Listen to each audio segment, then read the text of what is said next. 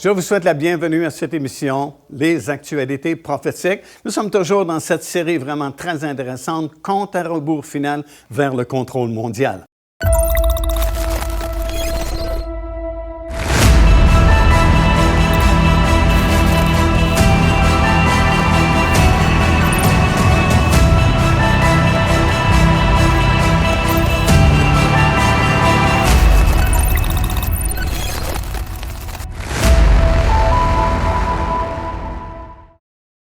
Lors de notre dernière émission, on a parlé comment ceux qui auront du discernement spirituel au milieu de cette période des 7 années de tribulation de la fin pourront s'enfuir dans le désert d'Édom, dans le sud de la Jordanie moderne.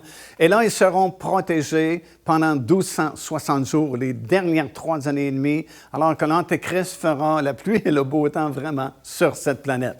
Alors, encore une fois, je vais vous présenter une autre vidéo qui a été filmé également en Israël, qui va vous donner des renseignements supplémentaires concernant cette région-là, concernant surtout la ville de Pétra, où nous pensons que c'est l'endroit vraiment où ces Juifs pourront s'enfuir au milieu des 7 années de tribulation. Alors, retrouvons-nous en Israël et voyons cette vidéo.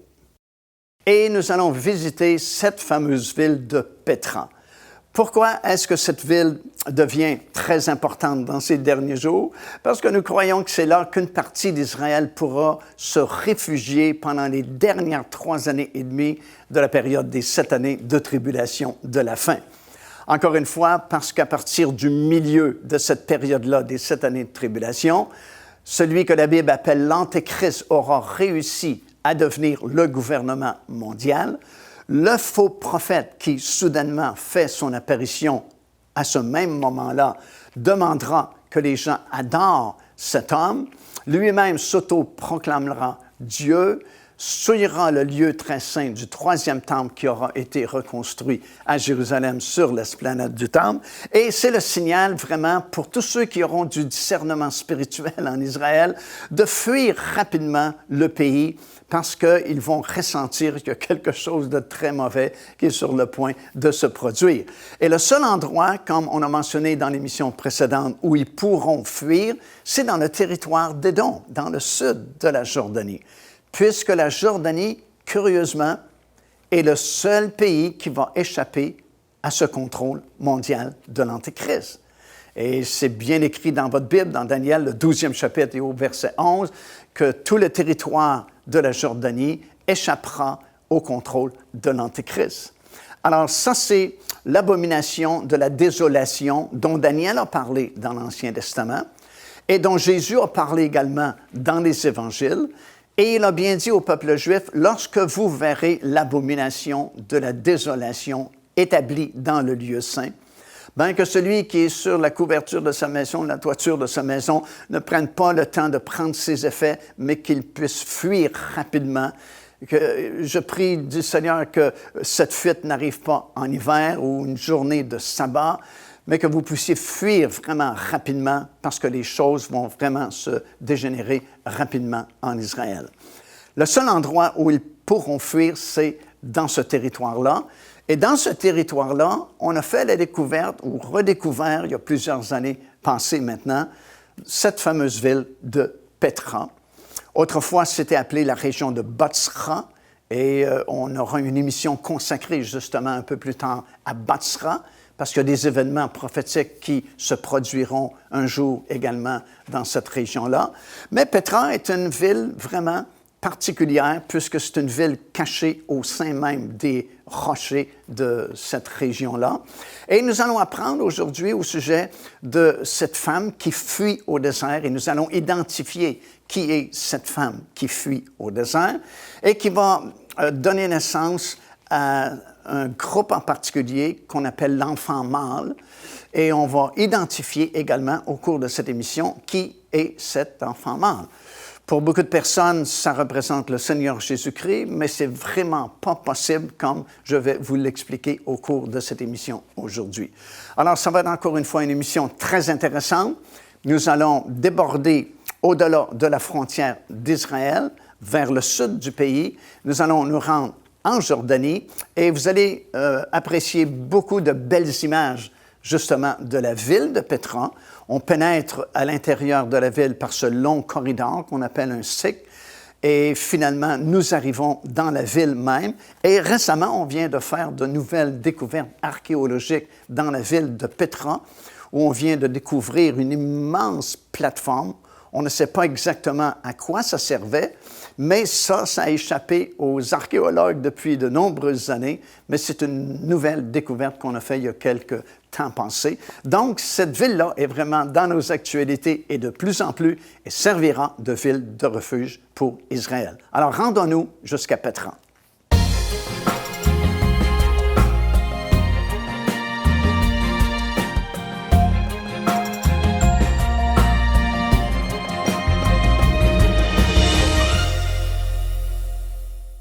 Voici ce que nous lisons dans le livre de l'Apocalypse, le 12e chapitre, à compter du 1er verset. Il est écrit « Un grand signe parut dans le ciel, une femme enveloppée du soleil, la lune sous ses pieds et une couronne de 12 étoiles sur sa tête. Elle était enceinte et elle criait, étant en travail et dans les douleurs de l'enfantement.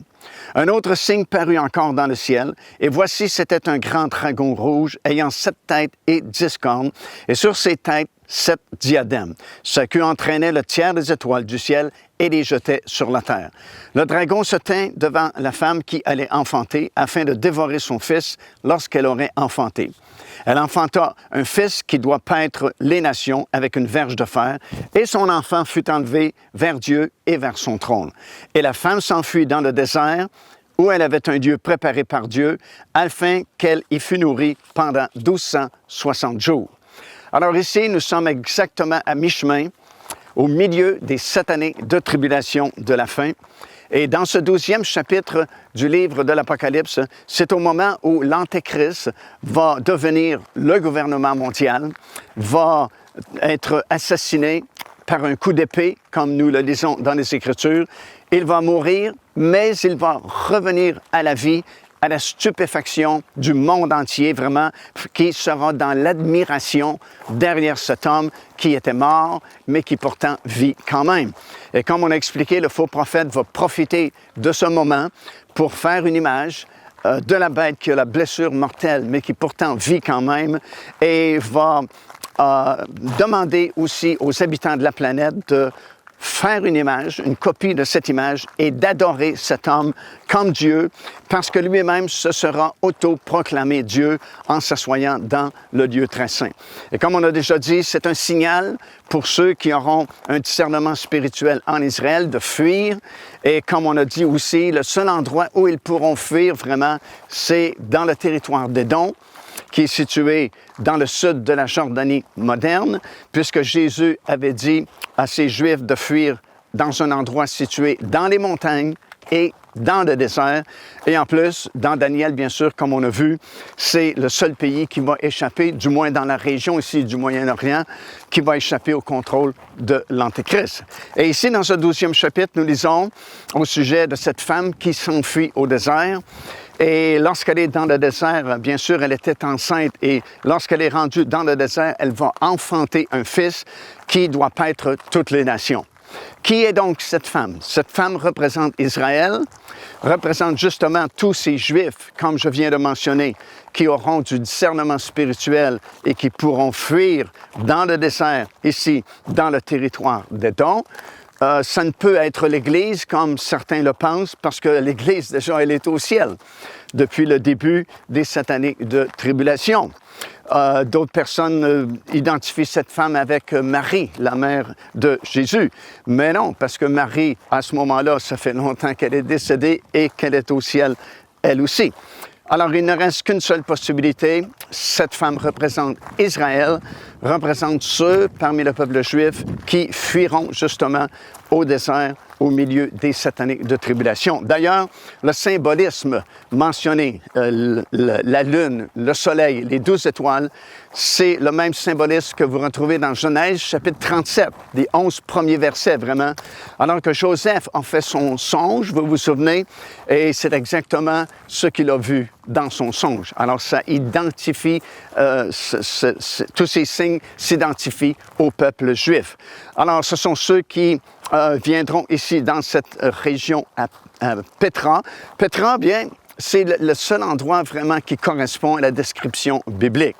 Bien sûr, on ne peut pas être certain à 100%, mais c'est dans le désert, c'est dans les montagnes, c'est situé dans le territoire d'Édom, et nous apprenons que ce territoire-là, c'est le seul endroit qui va échapper au contrôle de l'Antéchrist.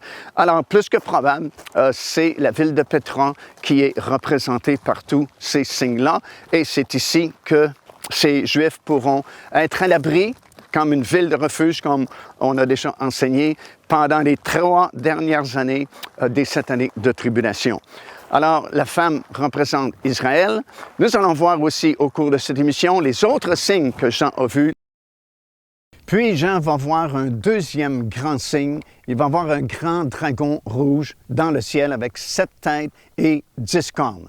Comme on a mentionné en début de cette émission, le premier signe que Jean a vu, c'est cette femme qui s'enfuyait au désert étant enceinte et elle va donner naissance à un fils. Et le deuxième grand signe, c'est ce grand dragon rouge et il est facile à interpréter puisque dans le même chapitre, le 12e chapitre, on va expliquer que ce grand dragon, c'est Satan, le diable. Il a 7 têtes et 10 cornes. Bien sûr, encore une fois, le même symbolisme revient. Les 7 têtes représentent les 7 grands empires mondiaux qui ont eu affaire avec Israël au cours des siècles, à partir de l'Égypte, l'Assyrie, Babylone, les Perses et les Mèdes, la Grèce, Rome, et finalement le 7e empire mondial qui n'est pas encore formé, mais qui sera formé rapidement lors de cet événement majeur qui se produira ici au Moyen-Orient et qui sera une catastrophe mondiale au point de vue politique et économique. Et il faudra à ce moment-là qu'il y ait une coalition de 10 nations, comme Daniel l'a prophétisé, qui s'uniront ensemble pour trouver une solution et éviter une catastrophe encore plus grande pour la planète. Et les 10 cornes représentent justement les 10 rois de la fin qui formeront ce 7e empire mondial.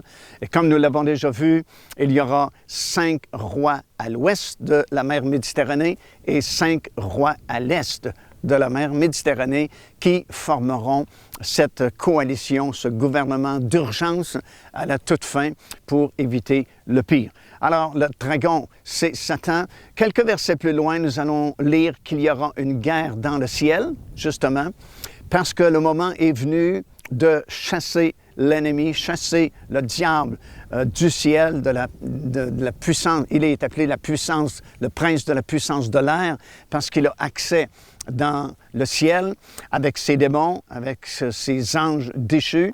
Mais voilà qu'une guerre éclate au milieu des 7 années de tribulation et c'est Michel, le combattant, l'ange de Dieu, qui va combattre contre Satan et va l'expulser des airs avec toute son armée et ses armées. Et désormais, il n'y aura que la terre qui sera son terrain de bataille, son champ de bataille. Et c'est pourquoi la Bible dit « Malheur aux habitants de la terre, parce que le diable est descendu vers vous avec une grande colère, sachant qu'il ne lui reste que très peu de temps, évidemment seulement 3 ans et demi. » Concernant le premier signe, cette femme, on a identifié cette femme avec Israël. Ça ne peut représenter aucun autre groupe qu'Israël. Et elle était enceinte et elle donna naissance à un enfant mâle. Bon, habituellement, lorsqu'on entend prêcher sur ce sujet, la plupart des prédicateurs vont identifier l'enfant mâle à Jésus-Christ. Mais c'est vraiment pas possible pour plusieurs raisons. Premièrement, le Seigneur Jésus-Christ n'a pas été enlevé au ciel au milieu des 7 années de tribulation, mais bien 2000 ans auparavant, après sa mort et sa résurrection. Il a vécu 40 jours avec ses disciples. Et 40 jours plus tard, il est sur le sommet de la montagne des Oliviers, qui est en face de Jérusalem, et la puissance de Dieu est venue sur lui, et il a été enlevé dans le ciel. Tandis qu'ici, nous sommes 3 ans et demi après la confirmation de cette alliance de 7 ans. Nous sommes donc au milieu des 7 années de tribulation. Alors, ça ne peut pas se référer à Jésus-Christ. Jésus non plus n'a pas été enlevé pour échapper à l'ennemi qui a été chassé du ciel et qui maintenant poursuit la femme et son enfant qu'elle vient de mettre au monde. mais le Seigneur Jésus-Christ a été enlevé par la puissance de Dieu, tout simplement parce que son ministère terrestre était terminé. Non, il ne s'agit pas de Jésus-Christ. Puis une autre bonne raison aussi, c'est que le livre de l'Apocalypse, il est écrit de façon chronologique. Et le Seigneur Jésus-Christ, évidemment, est au ciel depuis longtemps, au moment où on a débuté la troisième partie du livre de l'Apocalypse. Alors, de qui s'agit-il? Bien sûr, il s'agit des 144 000 Juifs. C'est l'enfant mâle qu'Israël a mis au monde. Ces 144 000 Juifs ont été scellés, vous vous souvenez peut-être, au 7e chapitre du livre de l'Apocalypse. Ici, au 12e chapitre du livre de l'Apocalypse, ils sont enlevés au ciel. Et au 14e chapitre, nous allons les voir au ciel, justement, sur le sommet de la montagne de Sion, désormais à l'abri avec le Seigneur. Il y a 2000 ans, exilés sur une île, une multitude de mystères, une révélation pour le futur. Apocalypse. Découvrez les secrets et les bénédictions que l'apôtre Jean a écrits dans ce livre mythique, avec ce nouveau coffret DVD renfermant plus de 10 heures d'enseignement. Apocalypse, disponible au www.paindevie.org. Alors, tel que je vous l'ai expliqué précédemment, cet enfant mâle à qui la femme a donné naissance dans ce 12e chapitre du livre de l'Apocalypse ne peut représenter le Seigneur Jésus-Christ pour plusieurs raisons telles que je vous l'ai mentionné, et principalement parce que le livre de l'Apocalypse, c'est un livre qui parle de prophétie, c'est un livre qui est écrit de façon chronologique, et le Seigneur lui-même en a fait la division dans le premier chapitre et au verset 19, disant à Jean, écris les choses que tu as vues, deuxièmement, les choses qui sont, et troisièmement, les choses qui doivent arriver après elles. Les choses que Jean a vues, c'est Christ ressuscité sur l'île de Patmos au milieu des 7 chandeliers d'or, et c'est révélé dans le premier chapitre du livre de l'Apocalypse. Les choses qui sont révélées dans le deuxième et le troisième chapitre. Ça concerne l'histoire terrestre de l'Église du Seigneur Jésus-Christ. Et au moment où on fait cet enregistrement, nous sommes toujours dans la deuxième partie du livre, puisque l'enlèvement n'a pas encore eu lieu. Et la troisième et la plus longue partie, et la dernière partie, nous est révélée à partir du 4e chapitre, premier verset, jusqu'à la fin du 22e chapitre. Et Jésus a dit, ce sont les choses qui doivent arriver après les choses qui sont, c'est-à-dire l'histoire terrestre de l'Église. Donc, à partir de ce 4e chapitre, il n'y a rien encore qui est arrivé, puisque tant et aussi longtemps que l'enlèvement de l'Église n'aura pas lieu, aucune de ces nombreuses prophéties qui sont indiquées dans ces chapitres-là ne peuvent s'accomplir encore. Donc, évidemment, au 12e chapitre, c'est pas pour demain matin que ça va s'accomplir, et c'est pourquoi ça ne peut faire référence au Seigneur Jésus-Christ, mais bel et bien aux 144 000 Juifs à qui Israël a donné naissance dans ces derniers jours. Et c'est pourquoi, au 14e chapitre, nous les voyons déjà au ciel. Ils ont été enlevés dans ce 12e chapitre, parce que ça dit bien que cet enfant mâle a été enlevé au ciel. Et c'est pourquoi nous le retrouvons, ce groupe-là, au ciel, au 14e chapitre, à compter du premier verset. Et si vous lisez bien attentivement, vous allez retrouver 4 groupes de personnes au ciel, sur la montagne de Sion. Il y a d'abord les 4 êtres vivants. Deuxièmement, il y a le groupe qu'on appelle les 24 anciens. Troisièmement, il y a ce groupe qui vient d'arriver au ciel, les 144 000 Juifs. Et finalement, il y a une grande foule, parce qu'évidemment, au chapitre 7 du livre de l'Apocalypse, il y a cette grande foule qui est arrivée au ciel. Et puis déjà, il y a les âmes de ceux qui ont été décapités au début des 7 années de tribulation, qui sont eux aussi déjà au ciel. Donc, il y a une grande foule de rachetés, à part les 4 êtres vivants, à part les 24 anciens et à part les 144 000. Et lorsque les 144 000 arrivent au ciel dans ce 14e chapitre du livre de l'Apocalypse, le groupe qu'on appelle l'épouse de Christ est maintenant complet. Parce que l'épouse est composée des prémices des 3 grandes moissons annuelles en Israël. Au printemps, à l'été, à l'automne. Au début, au printemps, c'est la récolte de l'orge. À l'été, le blé. Et à l'automne, les autres fruits. Et ces 3 moissons représentent la résurrection des justes et les prémices des 3 grandes phases de la première résurrection.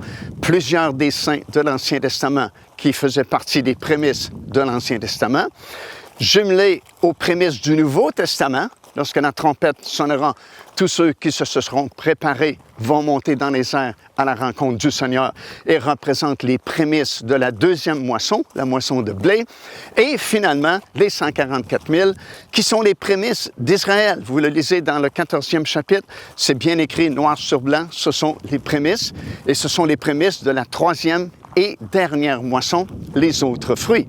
Alors les 3 moissons, les prémices des 3 moissons sont maintenant prélevées. Elles sont au ciel, donc l'épouse de Christ, elle est complète. Et c'est pourquoi il y a tellement de réjouissance là-haut dans le ciel. C'est pourquoi les 144 000 eux-mêmes chantent un chant qu'eux seuls connaissent. Mais il y a des acclamations, il y a cette grande foule qui se réjouit dans le ciel parce que l'Église l'épouse plutôt, est complète. Et à partir de ce moment-là, il y a comme une présentation officielle de l'épouse à l'univers complet.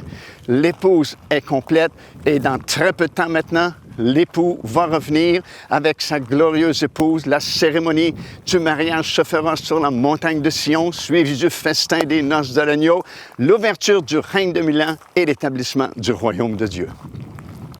Joignez-vous à nous afin de célébrer le Seigneur et entendre le message de la parole de Dieu par l'évangéliste Mario Massicotte. Venez recevoir ce que Dieu a préparé pour vous. Visitez notre site web www.paindevie.org afin de connaître notre itinéraire. Nous serions très heureux de vous rencontrer et de vivre des moments forts avec le Seigneur.